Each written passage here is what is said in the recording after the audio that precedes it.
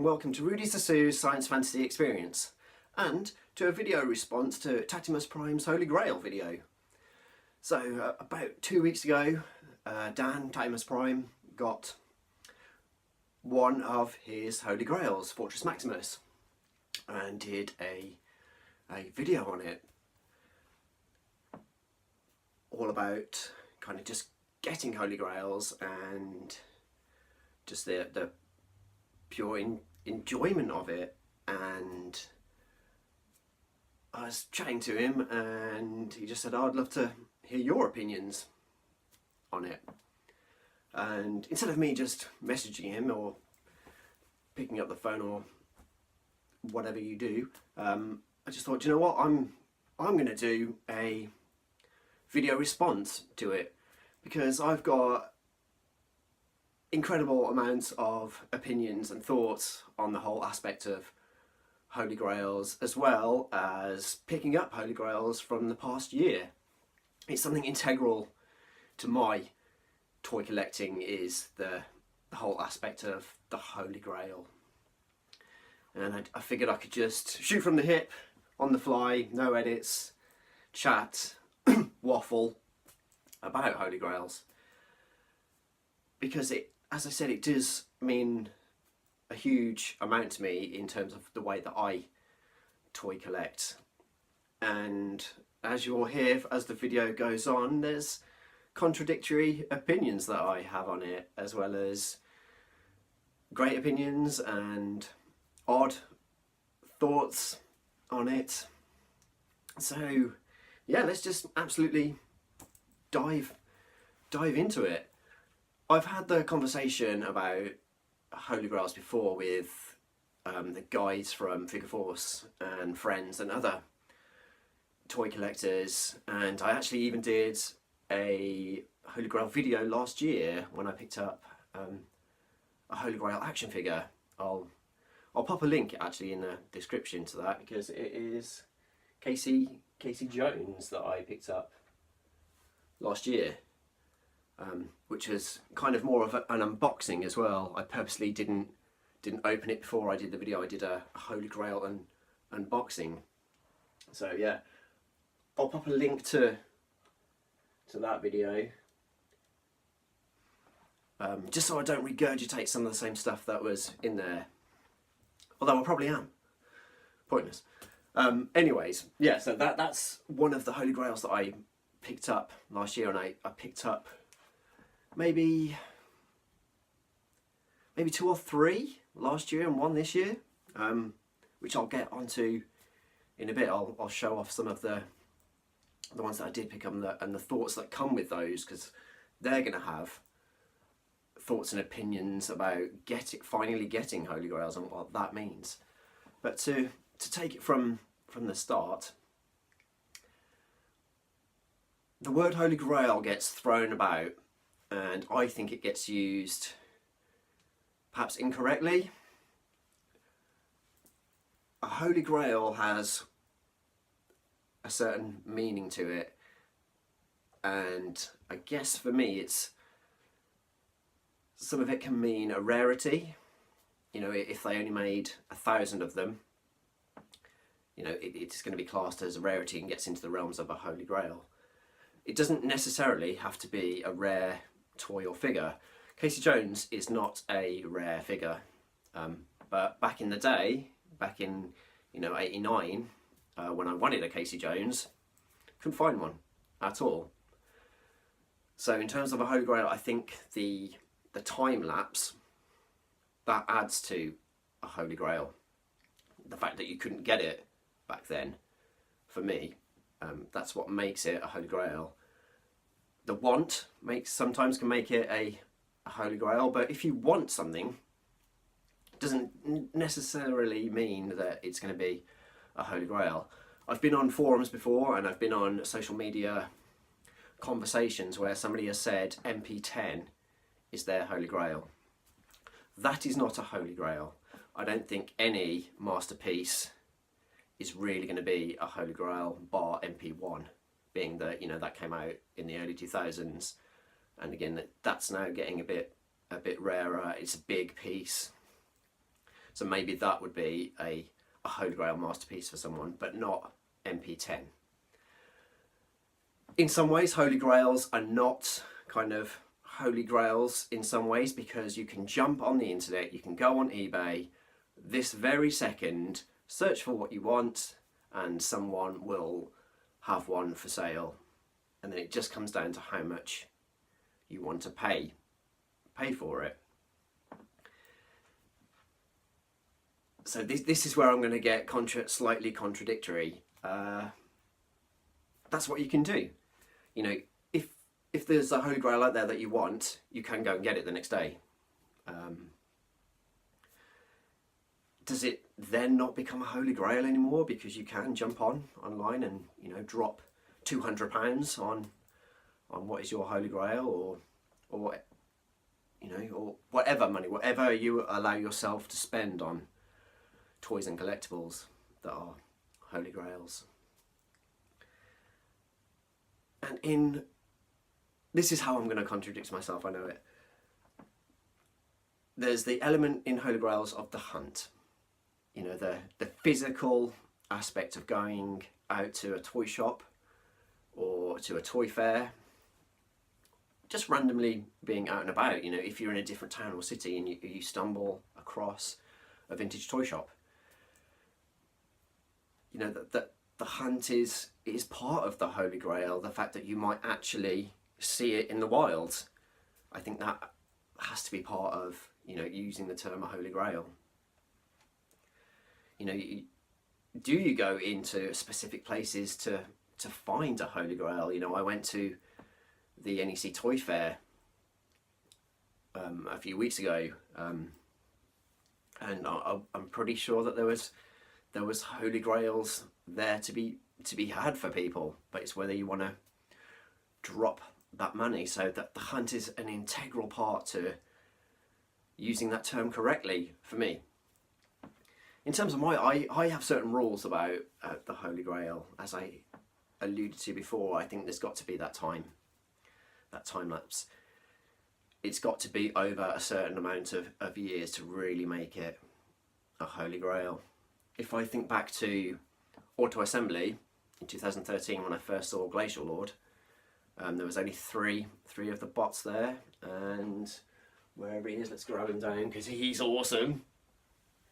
Let's hopefully not knock down any other figures. That was becoming a Holy Grail for me, because as the years went by, I only got him last year. He was becoming a Holy Grail in a sense because I desperately wanted it, and I didn't think I was ever really going to get it.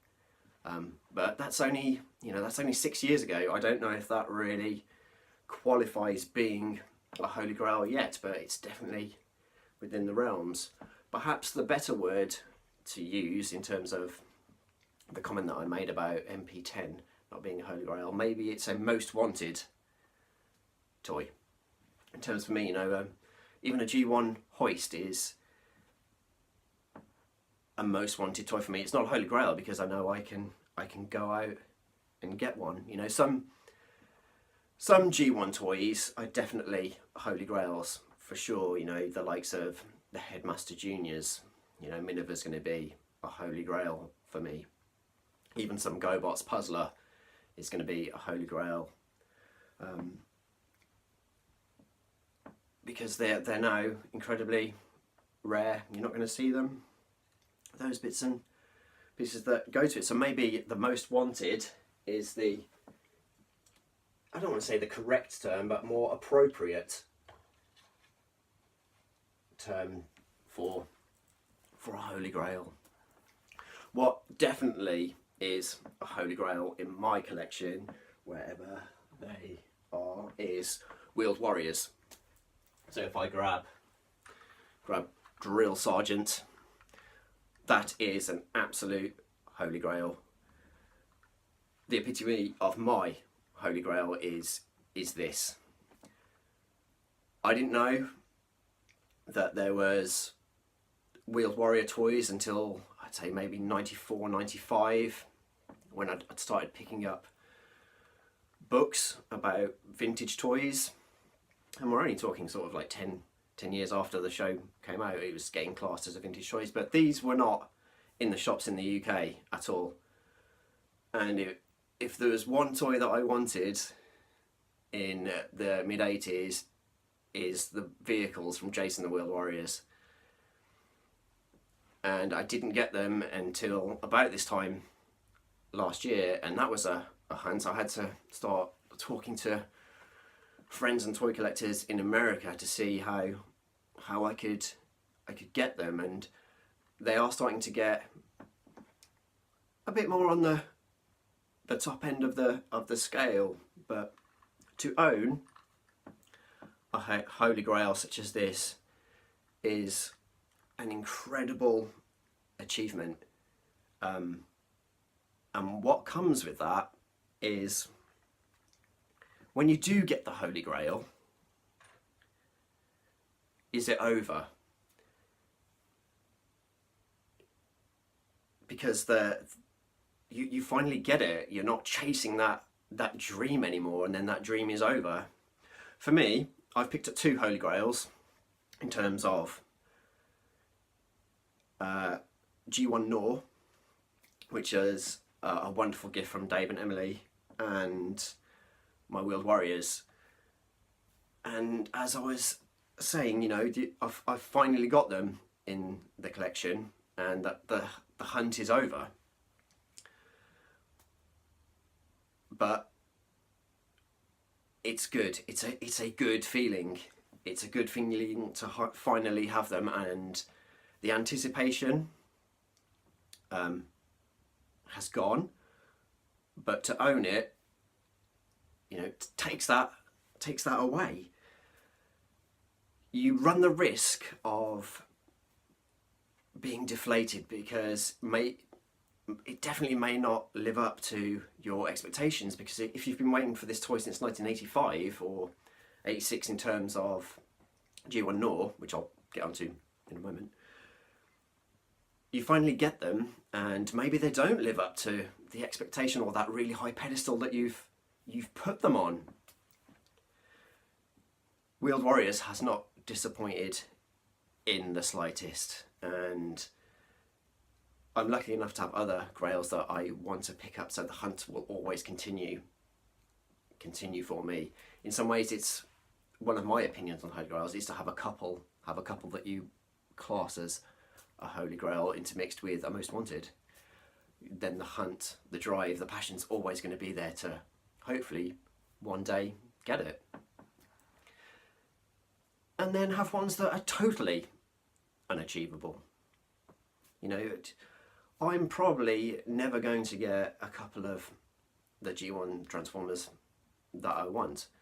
There's probably going to be some action figures I know I'm never going to get because they're way out of my price range now. You know, I'd love some Adventures of the Galaxy Rangers, I'd love a Goose, I'd love a Shane Gooseman and a Triton. And I know they're available. I know that there is a guy in Ireland selling them. But they're in the realms of 200 and 250 quid for a horse and a man. It's just, in some ways it's too much. And it's the one that I want to possibly never get, because I always want to have that dream of one day owning them and never want to take that away. So to go back to the final Grail that I got was G1 Nor. And again, this is the true epitome of a Holy Grail. An off-the-cuff conversation with Emily when I was having a play date with them before we went to the toy fair, and I just mentioned how it was a Grail for me. And they were so kind-hearted to give me one, and it is here finally in the collection. And again, it's lived up to its expectation. It's an incredible G1 toy. Again, I never saw them in the shops ever. it was never in the toy stores where I lived. And I had quite a few toy shops where I lived. Luckily I lived in a town, which has subsequently become a city now. I grew up in Wolverhampton, so I had the likes of Beatties, Jolly Giant, W.H. Smith, Woolworths, Zodiac, all those super cool toys, but I never ever saw nor Sharkticon. So much so that in 1987 I'd saved up my pocket money, £1 each week, for 5 weeks, and I bought Overbite from the Seacons just to get something as close as possible I could to a Sharkticon, because I loved the 86 movie so much and I wanted a toy that was like a Sharkticon. And if you think about Overbite, he's nothing like, he's absolutely nothing like the Sharkticon Nor. So look at the scale difference, it's nowhere near. So this is the Holy Grail. It's everything that I've talked about. You know, it's not being able to see it in the shops, it's waiting 30 years to finally have it in your collection. It's getting it in hand and realizing how incredible, how awesome it is. You know, it wouldn't be one of my videos like saying how awesome a toy is, and it's super surprising what a toy it is. I'm so surprised by it that I display with Masterpiece Hot Rod. Masterpiece Hot Rod, when they're displayed together, elevates this so much so that it could be as close to a masterpiece, you know, as it is. You know, the way certain masterpieces are now, you know, Trax is abysmal. That's a better toy and a better transformer than Masterpiece Trax, and they scale incredibly well, and you wouldn't really know, you know, from afar and on the shelf on display, that they're, one's a G1 toy and one's a masterpiece. It's incredible, you know, the power of toys and the power of a Holy Grail. It's phenomenal. I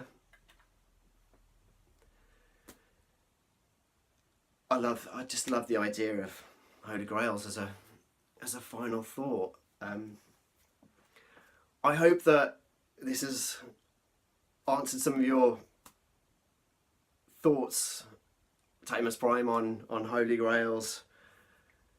Do you know, I could possibly list a few others that I'd like to get. You know, it's just, there's a whole wealth of 80s toys out there that I class as Holy Grails, and I know I'm never going to get them, and I've been stung. You know, I've been, Robotics was a Holy Grail which I got last year, and I've been working on it the last couple of weeks, and it's not gone the way that I wanted, which I will allude to in a further video. So yeah, these have been my thoughts, my opinions, my contradictions, the Holy Grails that are in my collection. Yeah, that's it. Thanks for watching. I'll see you all next on another video and a subsequent FOURce video and a Robotics Let's Talk episode.